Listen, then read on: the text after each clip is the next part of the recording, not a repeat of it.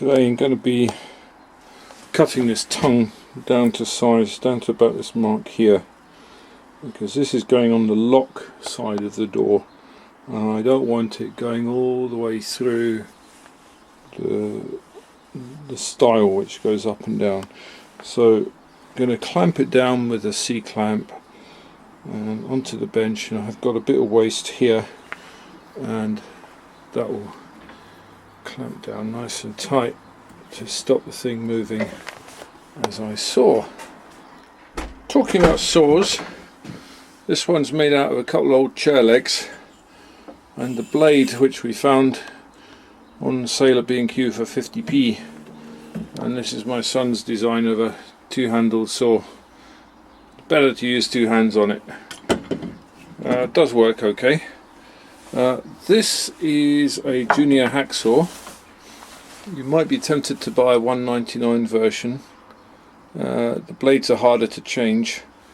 This one's about £6–7, but definitely well worth a small extra expense to get a much better tool, much easier to use. I've had this saw since I was 16 and I'm now 51. My dad bought it for my 16th birthday along with some other tools from a tool store, and it's an extremely useful tool to use. If you do cut yourself on it, you will be in pain for at least a week, if not two. You can get closer at about 14 teeth to the inch, so it's fairly coarse. But it has the ability of going around corners and cutting out circles and things. Rather nice little tool. So there we are, 14 quid. No, hang on. I think it was only about £4, but you can buy these for about 10 quid now, and they will last you. The blades are a little bit flimsy, but you can buy a pack of blades for £2.50. and quite useful for making your own puzzles. An alternate saw is to use a thing called a tennon saw, like this one. Irwin, quite a good make. Good solid handle. You might be tempted to buy a cheaper one, B&Q version, but they're very hard to use. They jam quite easily. They're about £4, but they do jam rather easily, and you might think, oh, I'm not doing too well at this. The better the saw, the easier it is to use. Okay, there we go. I've used my roofing square, got that off Amazon for about 3 quid, to get these two lines nice and square. Now I'm going to do a bit of cutting. There we go. So I've got that on the workmate. Black & Decker. No name dropping here on this channel. And I've made a small cut along there, so I'm going to cut down the way. And I've got my line. So just going to tighten this up. Right. Make sure it's nice and tight. And I want to be just to the left of that line. One-handed, not easy. Kind of drawback, and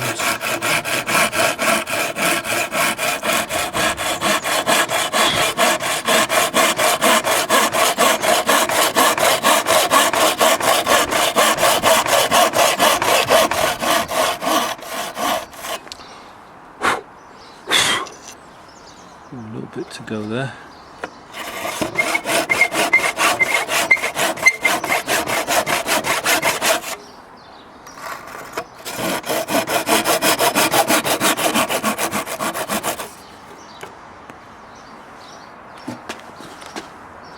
Voila! Same for the bottom. There we go. That's that bit. This will be the middle rail, and the letter plate will go in here somewhere. So we'll do that some other day. And that's going to be the lock side, and this side will be the hinge side. So what I'm going to have to do is draw some lines here and do a bit of cutting, and I'm going to end up cutting this off here, a section out of here and a section off here, like that, and I'm going to mark it up and I'll show you what it's like in a minute. There you go, probably the only time in your life when a red X is not a bad thing, it's actually a good thing. You need to put X's on the waist, okay?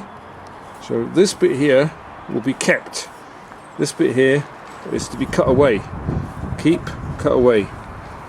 So if you're in any doubt, put X's on all the waist bits, so you will never cut the wrong piece of wood off. That is essential.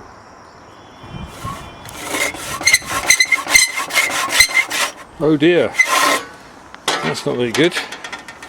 Never had a saw that's a bit slow and hard to use. It's a bit of candle wax.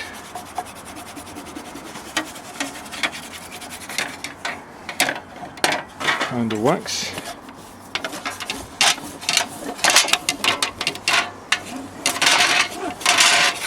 Like that. Even if your saw's blunt, candle wax, and it'll go like new. There you go, look at that. Easy peasy. Bit of candle wax. Speed your saw up no end. And then, as again, on the waist side of the line. Got those cuts made. All the way. There, there, there, and there. Next thing is, get these ends off. Nice and careful. And off we go. Oh, that's one. Yeah, some adjustment for that.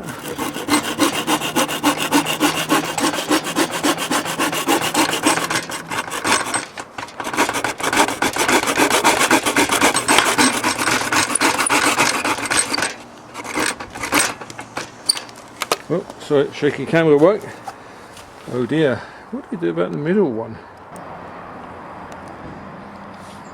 Use a C-clamp, bit of waste wood, and yeah, I've really started cutting. You see that? I've started cutting not on the line. I'm cutting on the waist side of the line.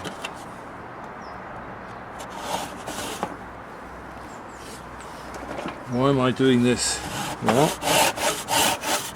because when this is all cut and this waist is taken off, the line is still there, and we'll take that down with a sharp chisel. We cut our piece a bit too big and then trim it down to size as we need to later. Much easier than building up.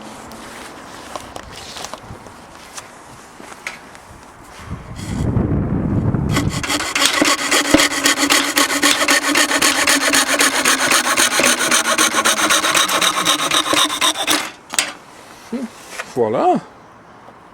And that, folks, will fit in there. Thanks for watching the latest tape. Hope you've learned a few tricks and ideas. Different saws, the panel saw, the tennon saw, the coping saw, clamping something down with a piece of waste wood using a C-clamp, and yeah. Thanks again for viewing, and come back next time and we have a few more woodworking ideas for you. Take care. Bye.